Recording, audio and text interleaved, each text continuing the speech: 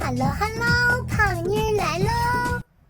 继续跟胖妮过情关，订阅胖妮，更新不迷路。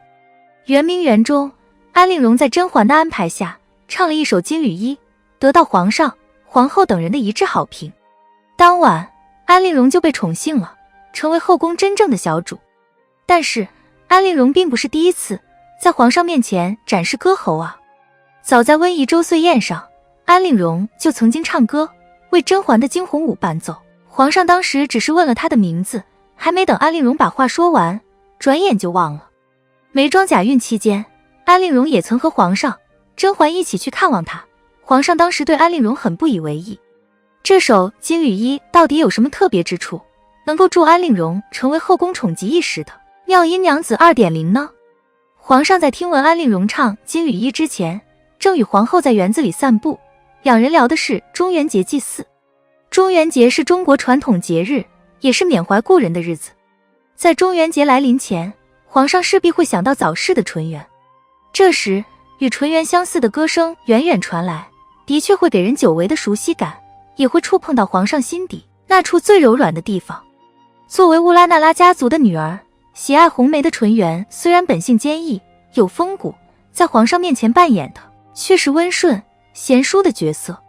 安陵容即便长相上与纯元毫不相干，当日打扮的却很清爽，眉眼间也尽是怯怯的表情，那回眸一笑尽显温柔，与纯元生前展现出来的气质贴合。从这个角度上来看，安陵容是误打误撞化身纯元周边，吃到了皇上纯元情节的红利。历史上的雍正医生勤于朝政，是一个实打实的工作狂。剧中的胖菊虽然不能完全与历史人物精准对应，但也具备工作狂属性。前朝的事情已经够累了，进了后宫，胖菊也不能随心所欲。皇上的确发自内心宠爱过华妃，不过随着年羹尧立下战功赫赫，年氏一族势力越来越大，皇权有时在华妃面前也没那么有用。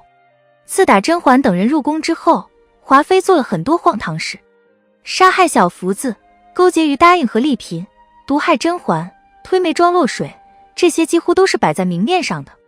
还有陷害眉庄假孕，在眉庄饭菜中投毒，皇上也未必不知晓。就拿安陵容承宠之前的那段时间来说，华妃为了让皇上多去看她，把温宜接到自己宫中养着。温宜才多大，骤然离开生母，定会哭闹不止，这些皇上是能想到的。所以在与华妃吃饭的时候，他提到过，朕去看过温宜，她有些贪睡，不如前几日活泼爱笑，是不是身子不舒服？温宜年幼不好带，不如送回曹贵人那吧。这时华妃开始搪塞，曹贵人身体不适，顾全不过来，任谁都能听得出华妃这是在撒谎。温宜公主光是乳母就有2个，宫中下人也不少，就算曹贵人真的身体不适，也不用她亲力亲为照顾公主啊。皇上贵为天子，却因为顾及华妃的家事，不能当场戳穿她的谎言，更不能轻易对她发脾气，只能默默垮着脸，口中说着违心的体谅华妃的话。这种事情多了，皇上会觉得很疲倦，很憋屈。明面上让华妃失宠不行，那就暗戳戳的消极反抗。华妃以公主为筹码，留皇上在清凉台过夜，半夜打雷下雨，她偏要奔赴碧桐书院，把华妃晾一晾。华妃不喜欢安陵容的歌声，评价为靡靡之音，皇上偏要赞这歌声，唯有昆山玉髓、香兰泣露才可以勉强比拟。知道华妃爱吃醋，皇上偏当着她的面夸安陵容歌清爽，人意清爽，给华妃难堪。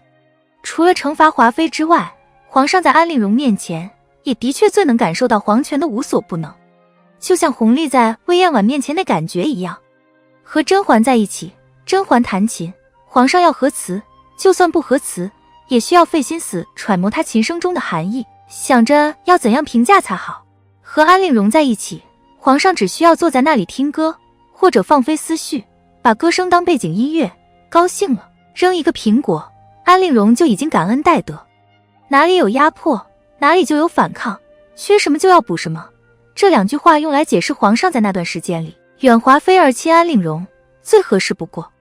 甄嬛举荐安陵容这件事做得太过显眼，安陵容生性胆小，如果没有甄嬛的安排，肯定不敢在园子里放声高歌。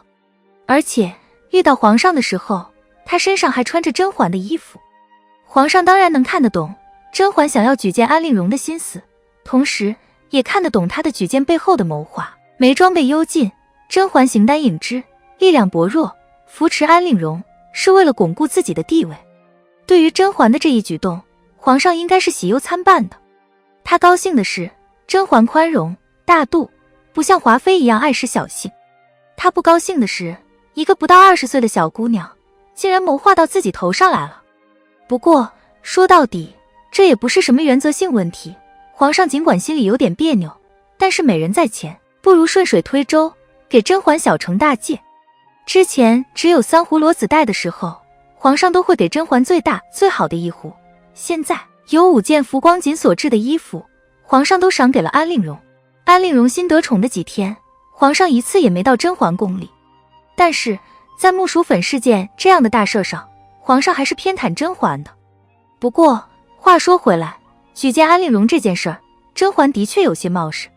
一方面因为眉庄从弦月阁地血书出来让她扶持陵容，而安陵容送甄嬛绣品的时候也提出想要承宠，两边一催，甄嬛没能计划周全，就把安陵容推到皇上面前，做得太刻意了。另一方面，甄嬛和皇上正在热恋期，她自己也没有做好心理准备，要将别的女人推上龙床，分自己的宠。因此举荐安陵容这件事儿后遗症很多，著名的浮光锦事件就是其中之一。待到举荐纯儿的时候，甄嬛手段和心态就比这次好很多了。而从安陵容的角度上来看，她能承宠真的不仅是依靠歌声美妙这一点，而是天时地利人和的结果。也正因为借助的外力太多，导致安陵容的恩宠一直不稳，到了后期为了不至于被冷落，连西鸡丸、泥香这种东西都用上了。好运能送来的东西，霉运往往会轻而易举夺走。当眉庄在计较皇上是否信他、怜他的时候，当甄嬛因为自己为人替身而崩溃的时候，安陵容仅仅为了活着，不被皇上遗忘，已然用尽了全部的力气。好了，本期的影片就到这里。喜欢胖妮，辛苦给影片点赞，订阅胖妮，下期更精彩。